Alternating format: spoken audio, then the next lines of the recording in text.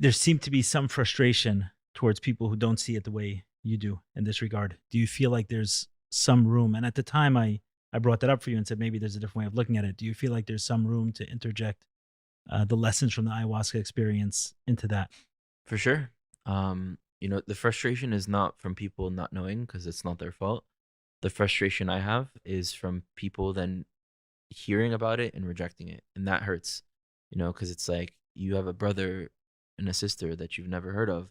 And you should have that reaction that I had of like, let me meet them and let me make up for lost times and let me help them. And you kind And of want and I see my other brothers like not seeing my and it hurts.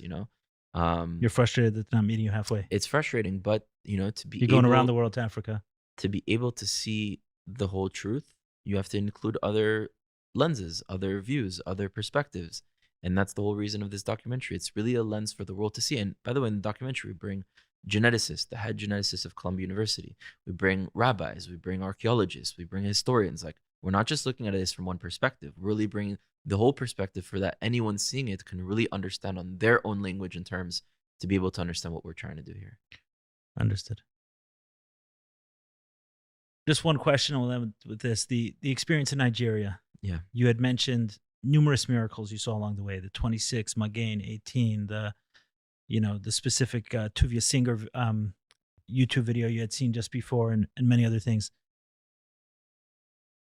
You said there was this knowing that you had to go through this. Have you figured that out, what that is yet? Like, how did this experience change you? What did it teach you? What can we learn from it without sitting in a Nigerian prison for 3 weeks? For sure, great question. And I'm sure I might have other answers in addition to the answers I have now in the future.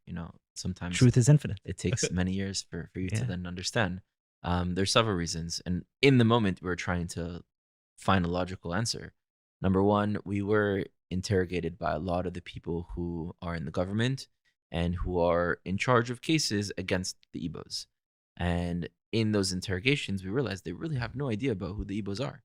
And in the conversations, I was constantly like saying, you should know that they're actually really great people. They're human beings just like you. I was like planting these seeds in their minds for them the next time that maybe they're in a case or something, they'd have more like, humanity in them and see the other person as a human. So maybe we impacted many people that could have done things that were wrong to others, that now we shifted that a little bit and maybe it ended up saving lives.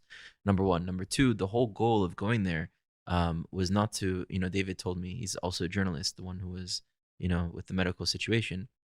When we got back, he says, Rudy, the number one rule of journalism is when you go to tell a story, not to become the story. And we came to tell a story, now everyone's talking about us. So, although they were talking about us, which was not our goal, a lot of people were like, well, what were they doing there in the first place?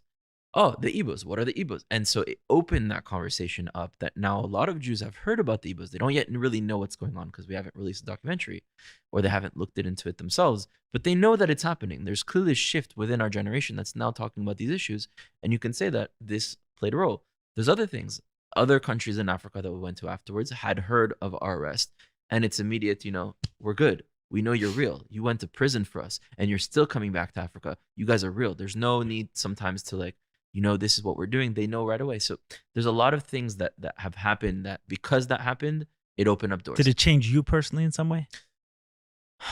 It's hard to answer that because I do think it did, but I don't have the words to be able to explain that. I don't think it changed me from I went here and now I'm there. It's an evolution. And every experience that I've had in my life has constantly been an evolution to grow, to test me, to make me develop even more. Did it make me develop more? Yes. Like I felt, I can overcome I overcame a Nigerian prison with Boko Haram terrorists, being starved for a week, not knowing when I'd get out. I overcame that. Now, any situation that I'm in, people are like, oh, the chair is not comfortable enough, doesn't go backwards enough. My bed is too hard. The AC is not too strong enough. And I look at that, I'm like, we're so privileged to be complaining of these things. So it gives you an ability to look at life in such a more happier way, to understand, the blessings that you're given and the responsibility to use the potential to fulfill your mission in this earth. So I'll share what impacted me from that story, and I'll connect it to my first ayahuasca experience. So in my first ayahuasca experience, it showed me that there was a time where I was a very good listener, and I had lost that skill.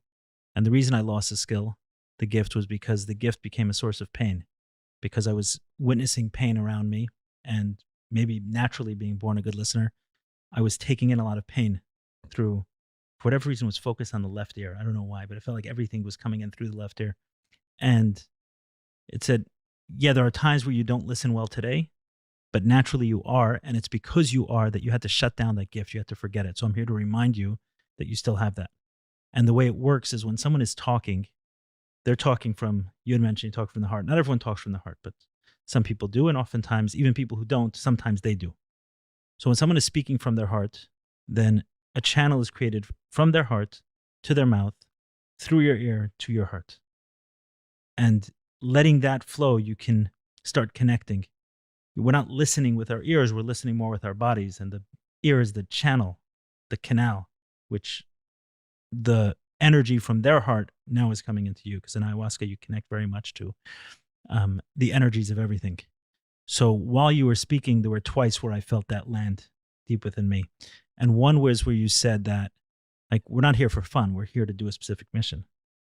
And the other was where you said that when you went in the cars, the 3 cars, the woman, remind me her name? Ima Lisbon. Ima Lisbon, she went with you. She understood, right? I mean, we're sitting here in my home. We live in America. There's a comfort. And in the comfort, we forget that sometimes there's something worth fighting for. And it's okay to go, like, to sacrifice our comfort for that. And her probably not having had that experience of that comfort didn't forget that lesson. That when someone is in trouble, we go 100%. And that was what spoke to me the loudest, was how quickly she was to jump in for you. And for me, it's a cool opportunity to be able to sit with you and partner with you in some ways by saying, okay, you're jumping in and you're doing that, right? You're saying that, hey, I haven't even ruled out the possibility of going back to Nigeria, because there are people out there who are struggling, who are my brothers, and I can go and help them.